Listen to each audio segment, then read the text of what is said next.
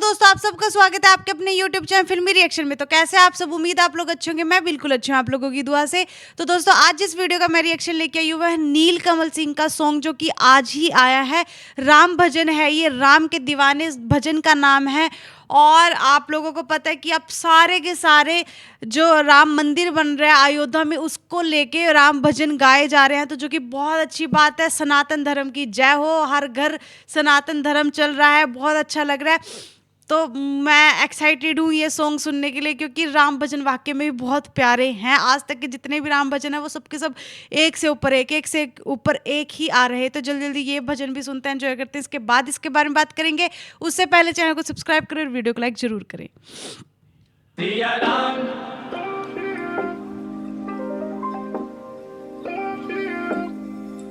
सिया राम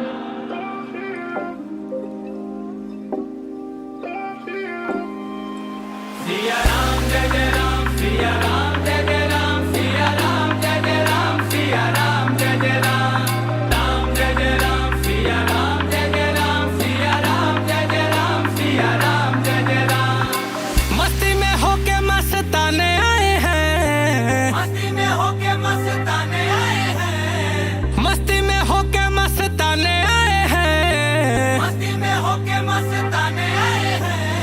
अवध में अवध में अवध में अवध में अवध में के राम के दीवाने आए हैं, हैं। अवध में राम के दीवाने आए हैं, अवध में राम के दीवाने आए हैं, अवध में राम के दीवाने आए हैं। चरणों में सिर को झुकाने आए हैं, चरणों में सिर को झुकाने आए हैं। अवध चरणों में सिर को झुकाने आए हैं। अवध में राम के दीवाने आए हैं, अरे अवध में राम के दीवाने आए हैं, अवध में राम के दीवाने आए हैं।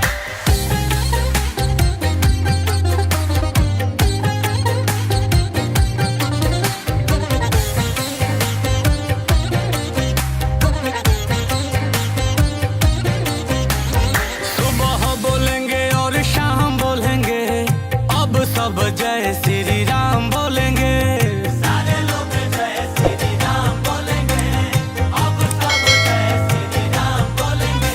अरे सुबह बोलेंगे और शाम बोलेंगे, अब सब जय श्री राम बोलेंगे। सरयू में डुबकी लगाने आए हैं, सरयू में डुबकी लगाने आए हैं। भक्ति के रस में नहाने आए हैं, भक्ति के रस में नहाने आए हैं। अवध में राम के दीवाने आए हैं, अवध में राम के दीवाने आए हैं, अवध में राम के दीवाने आए हैं, अवध में राम के दीवाने आए हैं।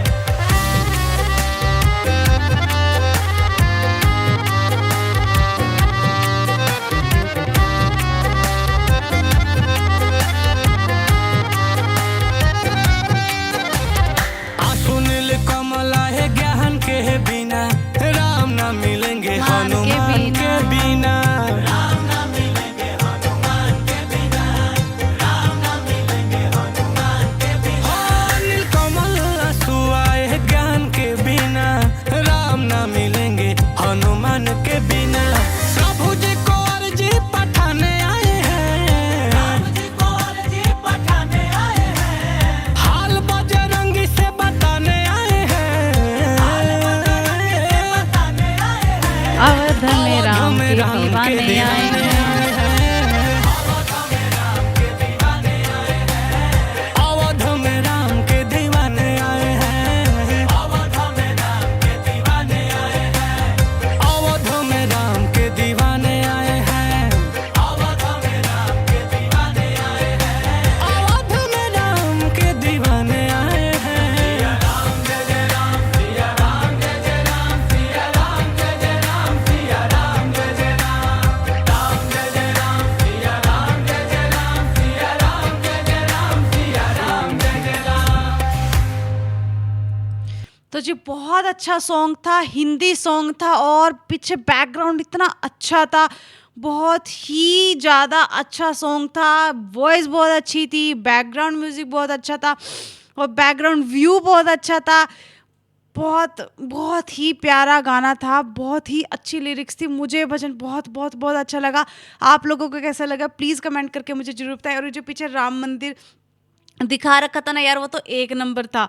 मुझे ये भजन बहुत अच्छा लगा। आप लोग ऐसा लगा प्लीज़ कमेंट करके मुझे ज़रूर बताएं। इसी के साथ मैं इस वीडियो को यहीं पे करती हूँ खत्म। मिलते हैं नेक्स्ट वीडियो में, तब तक के लिए अपना ख्याल रखें। Tata bye by.